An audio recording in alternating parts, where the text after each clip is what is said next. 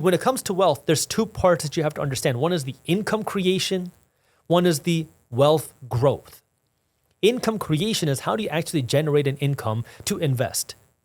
So you can generate this income by working a job. You can generate this income by running a business. Well, now once you generate that income, you can't spend all that money. That's the first mistake that a lot of people make after they generate that money is they go out and they spend that money at Gucci and Chipotle and the extra guac. Well, when you spend all that money, you have no money to actually build your wealth because you've already made everybody else rich. So once you don't spend all that money, now you have to invest it. And that's where the whole concept, the entire premise of growing your wealth through your investments comes into play. How do you invest your money to become wealthy? And the more aggressively that you can earn money, that way you have more money to invest, the wealthier that you're going to become. But this is where you got to understand where in the game can you find the most power for you? Is it in how you earn your money or is it in how you invest your money? The way you become wealthy is by investing your money, period. That's why anybody, whether you work a job or own a business, can retire a millionaire if you know how to grow your money. And there are simple ways to start investing. You can just invest your money into the markets. Even with $4 a day, if you do this for enough time, you will retire a millionaire. But some people don't want to wait until they're 65. And this is where if you know how to increase your income, now you can increase how much money you have, not just so you can drive a faster car, but so you can invest your money more aggressively. And this is that key. If you work to earn more money, to invest more money, you are going to build wealth that you will keep for the rest of your life, that your kids can have, that your grandkids can have, because you used your money to buy investments that pay you. And this is that real switch, because most people are working to earn more money so they can have a bigger house, a faster car, and nicer vacations. And this is one of the stupidest things that you can do when you earn more money. And unfortunately, we're never taught this. Because we're all taught to be consumers. We're all taught to earn money and blow it because everybody thinks it's weird if you have money in your savings account. People don't think it's cool to actually work to build investments over the long term. If you invest your money, you want to see a quick return. You want to throw it into a meme stock or this hot cryptocurrency. That way you can hopefully double your money in 6 months. But that's not really how it works over the long term. That's trading, that's gambling. You can make a lot of money very quickly, but chances are you're going to lose it all. There's a difference. And if you understand the art of how do you earn more money, whether it's through your job or through your business, then it's how do you take that income and apply it in a way that's going to grow and accelerate your wealth. That means looking broke for a little while. I don't want you to drive around in a beat up car for the rest of your life. I want you to have a nice car, but I want you to be able to afford it. And if you really want to be able to afford it, that means having the investments that can pay for it for you. Because if you stop working, the income stops coming in. But if you have the investments, those investments keep paying you when you're not working. And this is the game that wealthy people are playing. Wealthy people are not working to earn money. Wealthy people are working just to manage their investments, grow their investments, allocate their money, allocate their capital. That way they can figure out how they can keep growing their money because all they do is live off of their investments. And this is what makes so many people angry. They say, oh, these rich people have it so easy. We should tax them more. They have all the assets. They have all the wealth. They're controlling the entire system. Sure, you can hate it, love it. I really don't care. But I want you to learn from it because they know something that 99% of people don't. And what they know is if you put in the work to own the assets, now you own the asset. You own it once you own it. It's yours. And that asset can keep paying you forever. And by assets, I mean businesses, I mean real estate, I mean stocks, whatever type of investments that can keep paying you for owning them. Because now you have the income and you've transferred that income into an asset. This income is fleeting. As soon as you spend the income, it goes away. As soon as you stop working, the income goes away. But the asset does not. The investments that I purchased back in 2011, my rental properties that I bought in 2011 out of foreclosure during the 2008 great financial crisis are still paying me every single month. I don't work at them. I haven't seen them in years. A property manager is doing all the work and they're sending me reports every single month. But they're putting money into my bank account month after month after month.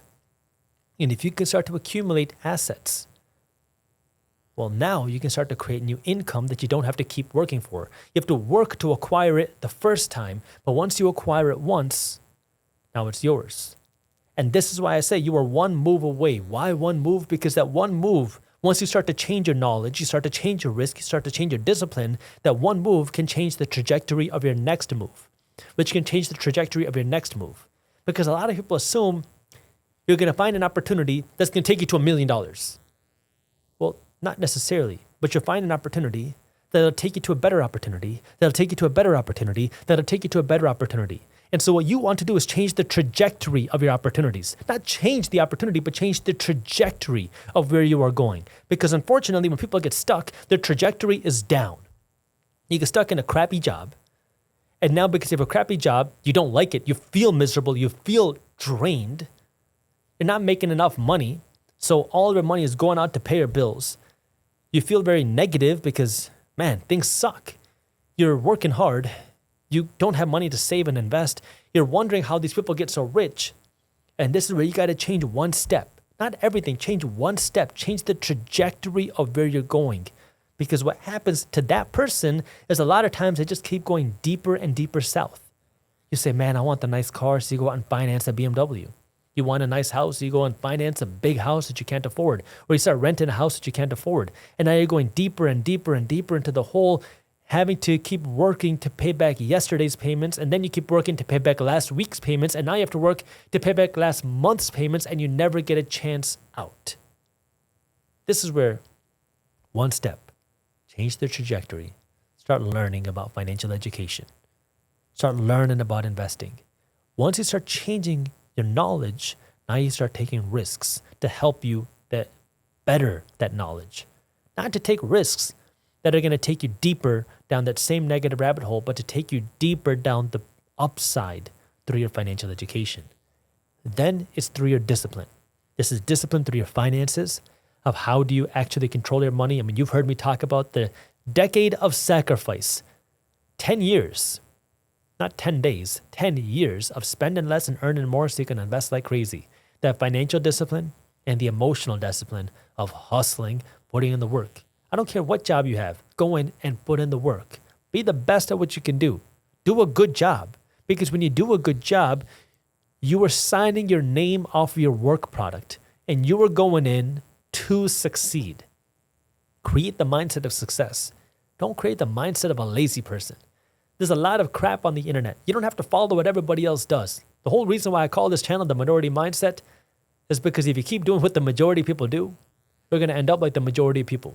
And right now, the majority of people are broke, unhappy, stuck at a job they don't like, and fat. And I don't say this in a mean way, and I don't say this in general terms. I say this statistically, that more than half of the population in the United States are unhappy. They're not happy at their jobs. They're not financially happy, and they're physically unhealthy.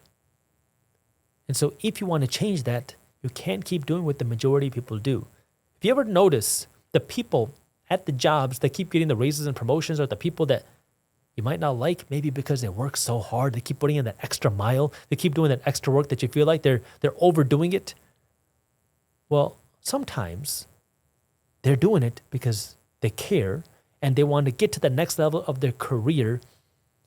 And oftentimes that mindset doesn't end at the job. That mindset carries over to everything that they do in their life. Because when you care, not only do you do a good job at your job, but you do a good job on your health, you do a good job in your marriage, you do a good job in your own spiritual life because you care. And it's hard when it's something that sucks. But you want to start changing the trajectory of what you're doing. Build that knowledge, take risks upon that knowledge, and do it with discipline to keep coming in because you're going to make mistakes, you're going to screw up, but you got to keep getting back up. Because I'm telling you from experience, I have screwed up more times than you can count. I have screwed up more times than really anybody that I know. And, well, the reason why I've been able to build what I've built is because of the 10 or 15% of things that I did right. Not the 85 or 90% of things that I did wrong, but the small percentage of things that I did right. And when you understand that and you stick with it, that's how you can change the trajectory of where you're going in life. It's not going to happen in one day. It's not going to happen in a year, but you can see a completely different positioning of yourself over the course of 10 years. I believe in you. I want to see you succeed, and I hope that you got value out of this video. Again, if you get value out of this content, the best thank you is a referral. So if you could, please share this video with a friend, family member, colleague, or fellow investor. That way we can continue spreading this financial education. And if you want some additional resources on how you can start investing, again, I have my free investing masterclass for you down in the description. And with that, I will see you on YouTube tomorrow. If you enjoyed this clip and you want to continue your financial education journey, I have another video that I think you'll love. All you got to do is click that button right over there. And for those of you who want to stay up to date on the top finance and business news, you can join Market Briefs, my free financial newsletter, by clicking that button below. Thank you for watching, and I'll see you in the next one.